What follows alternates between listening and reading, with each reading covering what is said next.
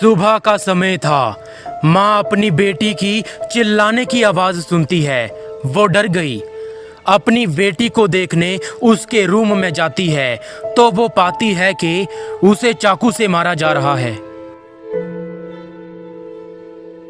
ये कहानी है 6 साल की ल्योरेन वेलियस की। 16 सितंबर 2004 को उसका जन्म हुआ था। She was adorable child. सभी उसे प्यार करते थे। बचपन से उसे ताइक्वांडो और सॉकर में इंटरेस्ट था। वो अपनी माँ एलिसियन, अपनी बहन एरिका और अपने भाई नोलन के साथ एक खुशहाल जिंदगी जी रही थी, स्पेशली अपने फादर जॉन के साथ। एलिसियन वेलियस अपनी बेटियों को सेफली बेड टाइम स्टोरी सुना के सुला देती है और उसके बाद खुद सोने चली गई। पर अगली सुबह उनकी जिंदगी की सबसे भयानक सुबह होने वाली थी। एलिसियन को अचानक अपनी बेटियों की चिल्लाने की आवाज सुनाई दी। उसे लगा कि शायद कोई बुरा सपना है, पर वो कोई बुरा सपना नहीं था, हकीकत थी। वो अपनी बेटियों के कमरे में जाती है और पाती है एक शख्स जिसका नाम था डेविड, ल्योरेन पर नाइफ से वार कर रहा था। उसने तब तक वार किया जब तक ल्योरेन मर नहीं गई। पूरे 24 टाइम उसने नाइफ से उस 6 साल की बच्ची को स्टैब किया। उसकी बहन चिल्लाती रही, एलिसन उसे रोकती रही, पर वो तब ही रुका जब ल्योरेन की मौत हो गई।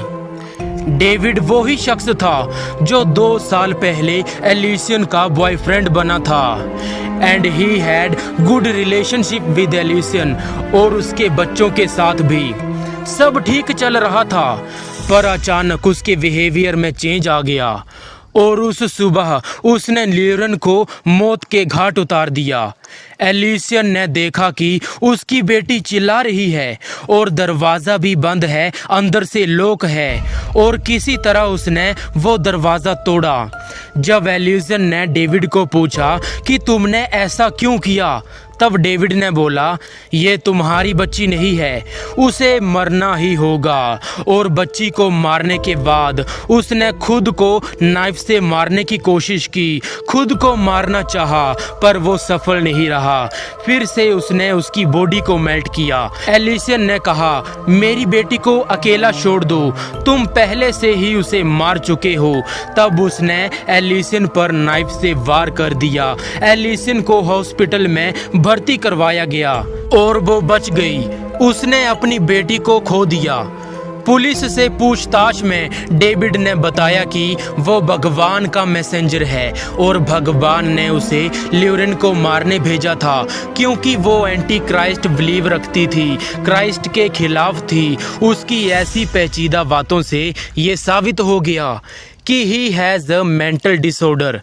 डॉक्टर लॉरेंस ने उसकी रिपोर्ट में ये साबित किया कि उसे एक सिजोफ्रेनिया नाम की बीमारी के सिम्टम्स हैं। दिमागी हालत ठीक ना होने की वजह से उसने ऐसा किया। उसे ट्रीटमेंट 1 साल दिया गया और ऐसी हालत के चलते उसे दोषी नहीं पाया गया और परिवार इस फैसले से सहमत नहीं था। वो अपनी मासूम बेटी के इंसाफ के लिए लड़ता रहा और उस परिवार ने 2012 में बच्चों के खिलाफ अपराध करने वाले मानसिक रूप से बीमार लोगों के संबंध में न्यूयॉर्क स्टेट लॉ में कानून के बदलाव की मांग की। परिवार की ये आशा है कि डेविड की मानसिक बीमारी के ठीक हो जाने के बाद उस संबंध में उसे ल्योरेन के मर्डर के लिए सजा दी जाए। इस बीच में 6 साल की ल्योरेन ने जान गंवा दी। आपको क्या लगता है कि ऐसे लोग सजा के भागीदार हैं? क्या कानून चेंज होना चाहिए या वही रहना चाहिए? अपनी राय कमेंट में ज़रूर दें। सेफ रहें, फॉलो अस ऑन इंस्टाग्राम और ऐसी स्टोरीज़ के लिए हमारे चैनल को सब्सक्राइब करें।